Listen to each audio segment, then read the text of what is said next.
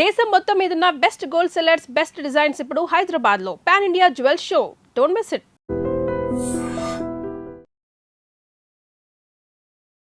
నమస్తే రమ్మగారు. నమస్తే జయ.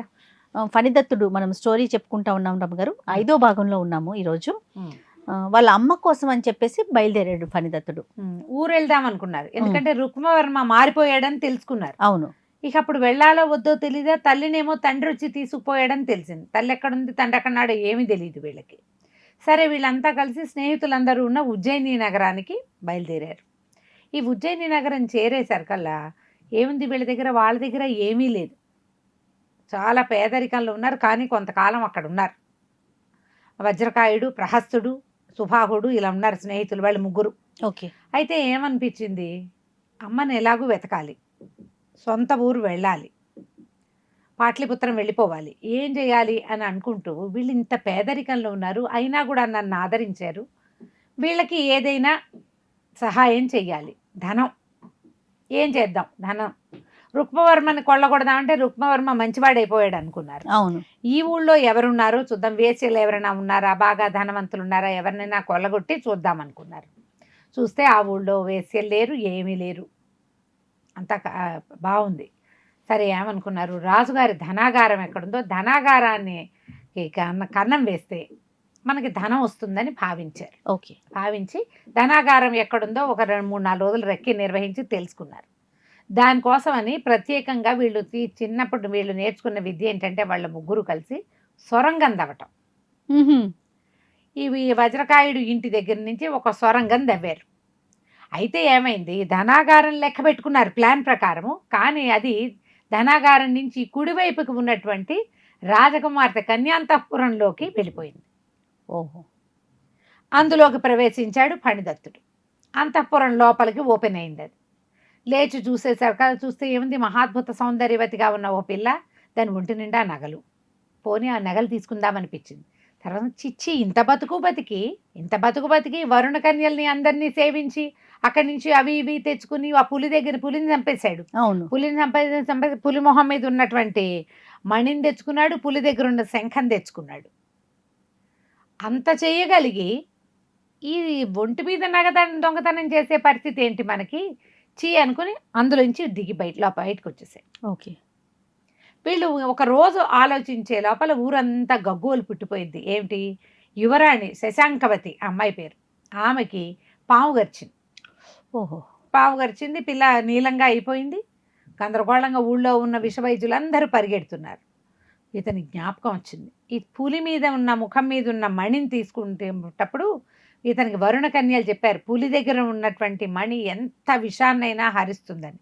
దాన్ని అతను తన ఉంగరంలో వేసి నొక్కి ఉంచుకున్నాడు, మణి అటు ఇటు పోకుండా. అప్పుడు స్నేహితులకు చెప్పాడు, మన దగ్గర ఒక మణి ఉంది కదా, ఈ మణి బాగా పనిచేస్తుంది, అక్కడికి వెళ్దాము అని. అందరూ చాలామంది పాము వైద్యులు, అదే విషవైద్యులు చేరారు. ఇతను వెళ్ళి, నేను ఈ వైద్యం చేయగలను అని చెప్పేసరికల్లా ఆ నీలం రంగులో మారిపోయి నొరగలు కక్కుతూ పడున్న రాకుమార్తె దగ్గరికి ఇతన్ని ప్రవేశపెట్టారు. ఈయన ఏం చేశాడు, ఆ ఉంగరం తీసి ఆ వేలికి తొలగేసరికల్లా మెల్లిగా రంగు మామూలైపోయింది. ఆ నురుగులు కక్కుతున్న అమ్మాయి మెల్లిగా సెట్ అయిపోయింది, లేచి కూర్చుని ఆయన చూసి దండం పెట్టింది. ఇతన్ని చూసి ఇంతలో రాజుగారు పరిగెత్తుకొచ్చాడు. ఆయన బయట నుంచి చూస్తున్నాడు, ఇంకా ఎవరు దొరుకుతారని. ఎప్పుడైతే రాకుమార్తె లేచింది అన్నారో, రాజుగారు కూడా వచ్చేసరికల్లా తండ్రికి చూపించింది, ఈయనే నన్ను కాపాడాడు అనేసరికి ఆయన ఎంతో సంతోషించి చేతులు పుచ్చుకొని బయటికి తీసుకొచ్చాడు. తీసుకొచ్చి, బాబు నీకేం కావాలి, ఏమేమన్నావు నీకంటే, నాకేం అక్కర్లేదండి, నా దగ్గర అవకాశం ఉంది, నేను ఆమెకు సహాయం చేశాను, ఈ మంత్రం కుదిరింది కాబట్టి మీరు సంతోషంగా ఏమి ఇవ్వదలుచుకున్నా సరే ఇవ్వండి అంటే, ఇతనికి బంగారంతో సువర్ణాభిషేకం చేసి 1,000,000 దినారాలు చేతిలో పెట్టేట రాజు. ఓహో. వీళ్ళకి డబ్బులు కావాలనుకుంటున్నారుగా, ఈ డబ్బు మొత్తము అతనికి అభిషేకం చేసిన బంగారు పుష్పాలు సమస్తము వజ్రకాయుడి తల్లిదండ్రులకి అప్పచెప్పాడు. ఈనాళ్ళు నన్ను ఉంచుకున్నారు, మీరు హాయిగా ఈ ధనాన్ని అనుభవించండి అని 1,000,000 దినారాలు ఎత్తి పెద్దవాళ్ళ చేతిలో పెట్టేశాడు. 2 రోజులు గడిచినాయి. వీళ్ళు ఏం చెయ్యాలి అలా ఆలోచిస్తూ ఉండగానే ఒక అమ్మాయి ఎవరో వచ్చి, వాళ్ళు ఏమైందంటే చాలా పెద్ద విందులు అవి జరిగినాయి ఊళ్ళో, ఈ రాజుగారి అమ్మాయి బతికిన సందర్భంలో. ఆ విందు దగ్గర కూర్చున్నాడు.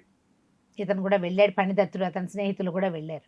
ఓ పిల్ల వచ్చి, మీరు యువరాణిని కాపాడారు, ఆమె ఎంతో సంతోషంగా తన ఉంగరాన్ని మీకు ఇవ్వమని మీ ఉంగరం ఆమెకి ఇచ్చారని ఓ ఉంగరం తీసుకొచ్చి ఇతను వేలికి పెట్టేళ్ళు.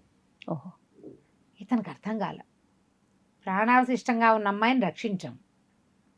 ఆ కంగారులో అమ్మాయి మొహం కూడా నేను చూడలేదు. ఈ ఉంగరం ఎందుకు పంపించి, సాధారణంగా ఉంగరాలు మార్చుకోవటం ఎప్పుడు జరుగుతుంది, ఏదో ప్రణయం ప్రేమాశయాలు ఉన్నప్పుడు జరుగుతాయి. ఇట ఎందుకు పంపించింది నేను చూడను కూడా లేదు అనేసరికల్లా ఈ స్నేహితులు అన్నారు, నువ్వు వరుణ కన్యలనే చూసి చూడకుండా వచ్చేసావు, రాకుమార్తె నీకో లెక్క అని నవ్వుకున్నారు. ఇంతలో ఏమైంది, రాజకుమార్తెకి గుండెల్లో నొప్పిగా ఉందని వార్త వచ్చింది.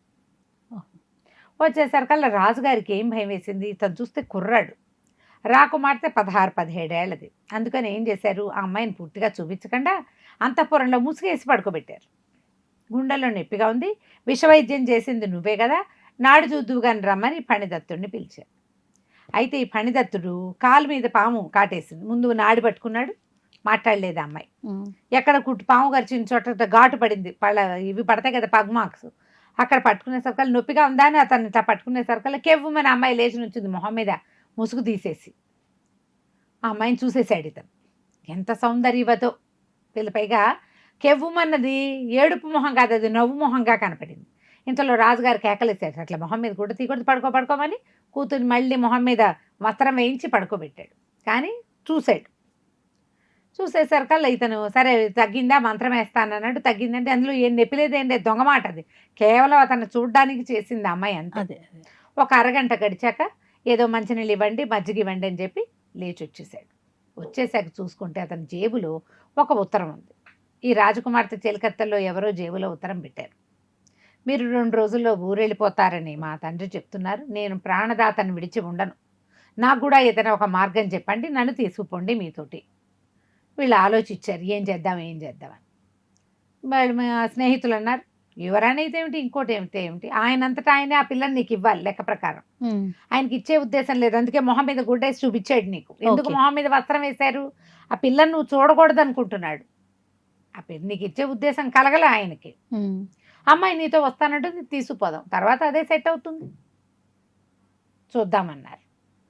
అనేసరికల్లా వీళ్ళు సరే ఆలోచించి ఇప్పుడే వెళ్ళొద్దు, ఇంకా కొద్ది రోజులు ఉందాం, ఎలాగో బోల్డ్ ధనం వచ్చింది కదా, ఈ ధనం కుదిరింది కదా, డబ్బులు ఉన్నాయి కదా, సరే అందుకని ఏం చేశారు, ఇతను తవ్వారు కదా ఒక కందకం లాంటిది, అదే మన సొరంగం లాంటిది, సొరంగంతో లోపల నుంచి అట్లా వచ్చి రాజకుమార్తెకి ఉత్తరం రాశాడు, ఈ గదిలోనే నన్ను చేరే మార్గం ఉంది అని. దీనికి శశాంకవతికి కుమారవతి అని ఒక చెలికత్తుంది, ఓకే, భలే తెలివిగలదు. కుమారవతి ఆ ఉత్తరం చదివి, అమ్మ ఫణిదత్తుడు ఖచ్చితంగా ఈ గదిలోకే వచ్చాడు, చూద్దాం ఈ గదిలో ఎక్కడో ఏదో మార్గం ఉండుంటుందని అంత గదంతా కాళ్ళతోటి తడుతూ చూస్తే ఒక చోట దబిక్కిన పడింది. చూస్తే అది గొయ్యి. ఓహో ఇదనమాట మార్గం, ఈ మార్గం ద్వారా అతను లోపలికి వస్తున్నాడు, రానివ్వండి వస్తాడేమో చూద్దాం అనుకున్నాడు. అతను మర్నాడు మళ్ళీ వచ్చాడు. రాగానే శశాంకవతి చక్కగా చందనం రాసింది, కబుర్లు చెప్పింది, ఇద్దరు కలిసి ఉండటం మొదలుపెట్టారు. అమ్మాయి అతను రోజు సాయంకాలం అయ్యేసరికి వచ్చేసేవాడు. సాయంత్రం అయ్యాక శశాంకవతి ఇంకా తండ్రికి తల్లికి కనపడేది కాదు, తన అంతఃపురంలోనే ఉండేది. ఈ కుమారవతి మిగిలిన వాళ్ళు ఎవరికీ తెలియకుండా మేనేజ్ చేసింది. రోజులు గడిచేసరికల్లా ఈ అమ్మాయి గర్భవతేమోనని అనుమానం మొదలైంది.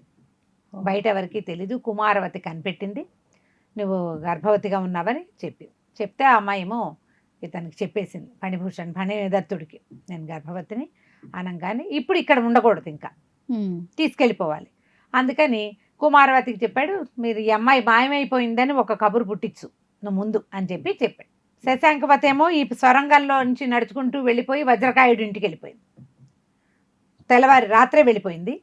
తెల్లవారి 9-10 గంటలకి రాజుగారు ఆస్థానం తీస్తారు. ఫణిదత్తుడు కూడా ఆస్థానానికి వచ్చి కూర్చున్నాడు. 1 గంటకి కుమారవతి పరిగెత్తుకుంటూ వచ్చింది, మహారాజా రక్షించండి, మేమిద్దరం శశాంకవతికి తలంటి పోసాను, తల ఆరబెట్టడానికి మేడ మీదకి తీసుకెళ్ళాం, ఎవరో ఒక గంధర్వుడు లాంటి వాడు ఉత్తమ వస్త్రాలు ధరించి ఉన్నవాడు అమ్మాయిని లేవ తీసుకుపోయాడు, ఆకాశం నుంచి వచ్చి ఆకాశంలోకే తీసుకుపోయాడు. అయ్యో అన్నారు, వెతికారు.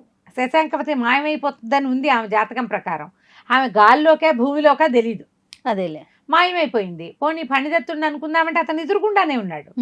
రాజుకు అతని మీద అనుమానం రాలేదు. ఏదో కార్తాంతికుల్ని పిలిచారు, ఎక్కడి నుంచి మాయమైపోయింది, ఎవరు చూశారు, పొద్దున్న చూశారు, పొద్దున్నుంచి చూడలేదు అని చెప్పేవాళ్ళు ఎవ్వరూ లేరు అక్కడ. ఉమ్, అమ్మాయి నిన్న రాత్రే లేదు. అయితే ఏం చేశారు వీళ్ళు ప్లాను, స్నేహితులు ముగ్గురు శశాంకవతిని తీసుకుని ఊరు వదిలిపెట్టి వెళ్ళిపోవాలి. ఫణిదత్తుడు రాజుని నమ్మించి మధ్యాహ్నం బయలుదేరుతాడు. ఉమ్, అది వాళ్ళ ప్లాన్. మధ్యాహ్నం దాకా రాజుగారికి సహాయం చేశాడు ఫణిదత్తుడు యువరాణిని వెతకటంలో. ఎవరైనా గంధర్వుడు అయి ఉంటాడండి, ఏదో ఒక రోజున మీ అమ్మాయి మీకు మళ్ళీ లభిస్తుందిలేండి అని రాజుకి సమాశ్వాసం చేసి గుర్రం వేసుకుని బయలుదేరాడు. తన స్నేహితులు ముగ్గురు వెళ్ళిపోయారు కదా, అమ్మాయిని తీసుకుని అవును. దొరుకుతారు అనుకున్నాడు. ఏదో దారి పెట్టుకున్నారు. వీళ్ళు అక్కడికి వెళ్ళేసరికి అక్కడ వాళ్ళు ముగ్గురు ఉన్నారు కానీ అమ్మాయి లేదు. ఇదేమిటి అమ్మాయి ఏమైంది అని ఇతను వెళ్ళి అడిగేసరికి వాళ్ళు ఏమన్నారు, మేము ఇక్కడికి వచ్చేసరికి చాలా అలసిపోయాము, కాస్త రెస్ట్ తీసుకుందామని ఆగేము. ఆ అమ్మాయి నెల తప్పి ఉన్న అమ్మాయి కదా, ఉమ్, కాస్త రెస్ట్ తీసుకుంటుందని ఆగేము. బోల్డ్ అంతమంది జనం వచ్చారు, వీళ్ళంతా ఇక్కడ చెంచులు ఉమ్, పిల్లని లేవదీసుకుపోయారు. వాడెవడో చెంచులు, ముందు వచ్చిన వాళ్ళు చెంచులు కాదు, కొన్ని గుర్రాలతోటి కొంతమంది వచ్చారు. ఒక దొంగల లాంటి వాళ్ళు మొదట వచ్చిన వాళ్ళు ఎత్తుకుపోయారు. ఈ దారి గుండా వెళ్ళారు, మమ్మల్ని కొట్టారు, మేము వెళ్ళలేక ఆగామన్నారు. వీళ్ళల్లో బాగా గుర్రం తోలగలిగిన వాడు ఫణిదత్తుడే. మిగిలిన వాళ్ళు ఊరికే గుర్రాల మీద తిరుగుతారు కానీ వాళ్ళకి గట్టిగా ఇది రాదు. సరే నేను వెతుకుతాను, మీ దారిని మీరు అటువైపుకి పదండి అని వాళ్ళని పాటలీపుత్రం వైపుకి బయలుదేరి తీసి ఈ గుర్రం వేసుకుని బయలుదేరాడు. వెళ్ళేసరికల్లా ఒక చోట వాళ్ళల్లో వాళ్ళు కొట్టుకుని ఒకడు ఈ శశాంకవతిని ఎక్కించుకున్నాడు. దాని వెనకాల పడ్డాడు ఇతను ఫణిదత్తుడు. వెనకబడి కత్తితోటి వాడిని కొట్టి చంపేసి భార్యని మళ్ళీ గుర్రం ఎక్కించుకున్నాడు. ఉమ్, ఇద్దరు కలిసి అడవిలో ప్రయాణం చేయటం మొదలుపెట్టారు. స్నేహితులది అయిపోయింది కదా, ఎక్కడో చోట కలుసుకుంటారు అంతే. అవును. ఈ వెళ్ళి ఏమైంది, అమ్మాయి నాకు చాలా దాహం ఇస్తుంది, ఎంతో దాహంగా ఉందంటే ఇతను ఏం చేశాడు, ఇతని దగ్గర ఉన్న వస్తువులు ఏమిటి, ఉంగరం ఏమో అమ్మాయి వేలికి పెట్టాడు. రెండోది ఇతని దగ్గర శంఖం ఉంది. ఆ శంఖం పులిని చంపినప్పుడు తెచ్చుకున్నాడు. అవును. ఏమన్నాడు, నువ్వు ఇక్కడ కూర్చో, నేను వెళ్ళి మంచినీళ్ళు పట్టుకొస్తాను అని చెప్పి ఆ అమ్మాయిని ఒక చోట కూర్చోబెట్టాడు. కూర్చోబెట్టేసరికల్లా ఈ మంచినీళ్ళు తెచ్చుకుందామని ఆ దగ్గరికి వెళ్తే అన్ని ఏర్లల్లే కనపడుతున్నాయి కానీ నీళ్లు లేవు పేట్లోను. దాటి అతను బాగా ముందుకెళ్ళి నది దొరికి నదిలో నీళ్లు తెచ్చుకుని వెనక్కి వచ్చేసరికల్లా లేదు, అమ్మాయి కనపడలా. ఇక వెతుక్కోవటం మొదలుపెట్టాడు. వెతుకుతుంటే ఇప్పుడు ఇక్కడికి వచ్చారు చెంచులు. ఒక శబరపతి అతను, వాళ్ళకి రాజుగా ఉన్నాడు. అతను ఏమన్నాడు, ఓహో ఆ అమ్మాయి నీ భార్య, వాళ్ళు ఎవరితోటో మాట్లాడుతోంది, ఇందాక వాళ్ళు ఎవరో తీసుకెళ్ళారు, నీ స్నేహితులో ఏమిటో, రా మా వైపుకి, మా కోయిపల్లికి రా, నేను నిన్ను నీ భార్యని నేను కలుపుతాను అని చెప్పాడు. ఇతను ఆ శంఖాన్ని జాగ్రత్తగా పెట్టినాడు. వాళ్ళ శంఖం పుట్టుకుంటుంటే వద్దు శంఖాన్ని ఉంచమన్నాడు. ముట్టుకోనివ్వకపోయేసరికల్లా అదేదో అద్భుత పదార్థం అని భావించాడు అవతలవాడు. ఆ శబరపతితోటి కలిసి వాళ్ళ పల్లెకి వెళ్ళాడు. ఈ రాత్రికి పడుకో, రేపొద్దున నీ భార్యని మనం వెతుకుదామని నమ్మించారు వాళ్ళు. సరేనని పడుకున్నాడు. తెల్లవారు లేచేసరికి కాళ్ళకి చేతులకి గొలుసులున్నాయి. అక్కడి నుంచి బయటపడలేకపోయాడు. ఆ వచ్చిన వాళ్ళంతా, ఆ ఊళ్ళో ఉన్న ఈ కోయ వాళ్ళంతా వచ్చి చూడడం వెళ్తాం. అందులో ఒక అమ్మడు ఏం చెప్పిందంటే, వీళ్ళకి ఎట్లా దొరికావు నాయన, నువ్వు ఇంత సర్వలక్షణ సంపన్నుడుగా ఉన్నావు, ఈ శబరపతి మంచివాడు కాదు, అమ్మవారికి బలిస్తాడు అని చెప్పింది. అమ్మాయి స్త్రీయే చెప్పింది. ఏం చేస్తాడు ఇప్పుడు, ఏం ప్రయత్నం చేసినా కుదరలా, తప్పించుకోలేకపోయాడు. అయితే ఈ శబరపతికి ఒక కూతురు ఉంది, ఆమె పేరు శబరి.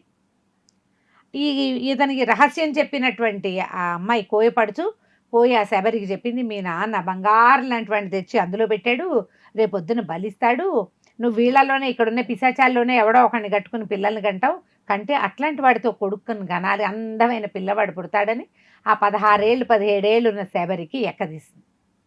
ఆ శబరి ఏం చేసింది, చల్లగా ఇతని దగ్గరికి రావటం మొదలుపెట్టింది. నేను నిన్ను తప్పిస్తాను, నన్ను పెళ్లి చేసుకో, నాకు సంతానం కావాలి అని ఇక అతన్ని చేరువవటం మొదలుపెట్టింది. రోజు వచ్చేది. నెలలు గడిచినాయి. అతన్ని బలి ఇవ్వడానికి సమయం కుదరలేదు.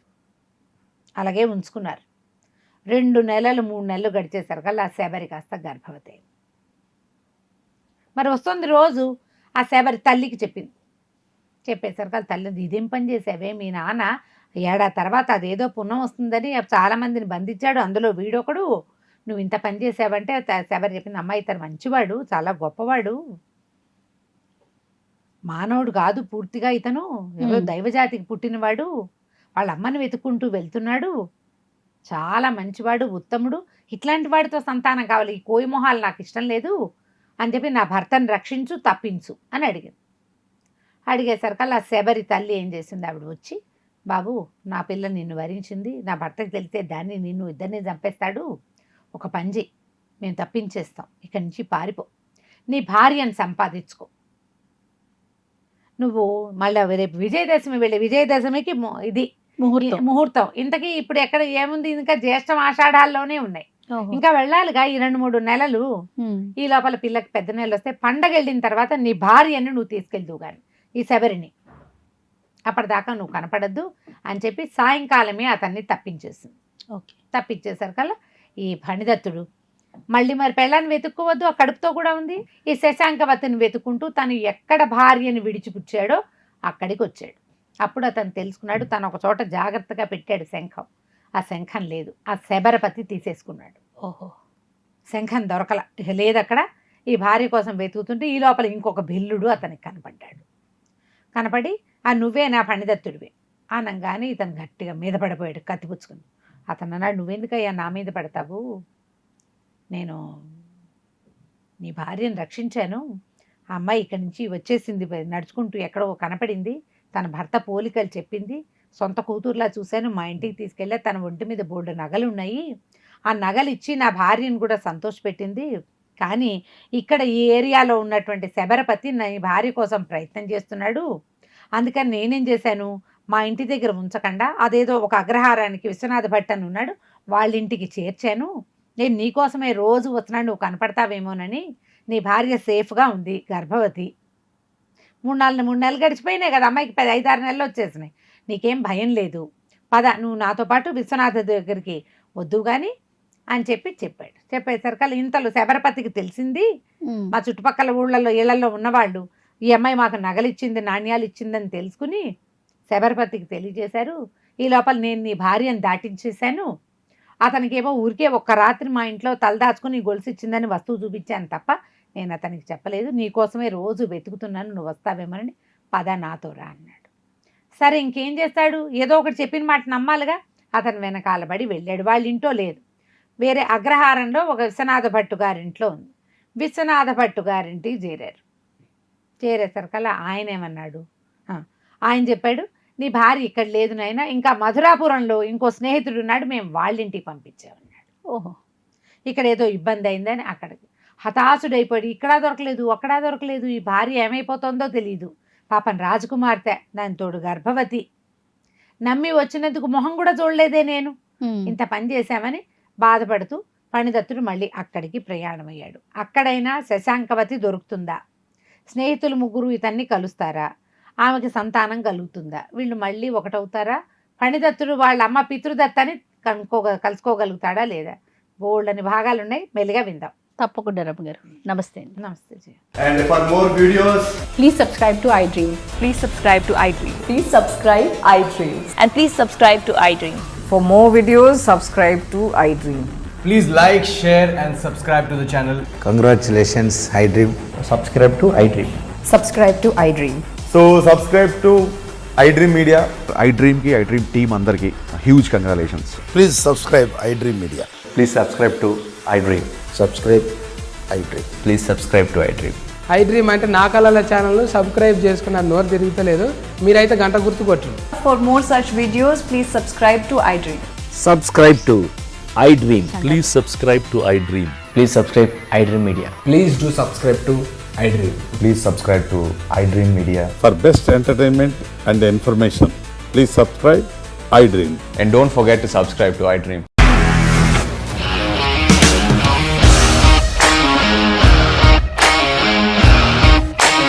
ఇండస్ట్రీలో కమిట్మెంట్ ఇష్యూస్ వస్తే నీకు కూడా వచ్చినట్టు మార్నింగ్ తీసుకెళ్ళారంటే కొట్టి పడేశారు.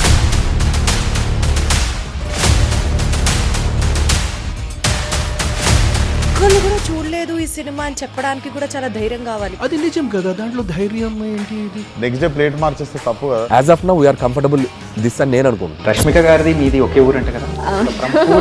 నీకు కోపం వచ్చిందంటే బాగా తిట్టేత్తరా? తిట్టేద్దామండి. నిజంగా గేమ్ ని ఎలా చేంజ్ చేయగలిగారు? ఏపీఎస్ఎఫ్సి వాళ్ళకి 6 నెలల్లో నేను 6 లక్షలు కట్టా. బిజినెస్ చేయాలనుకుంటే it is as difficult as riding a tiger.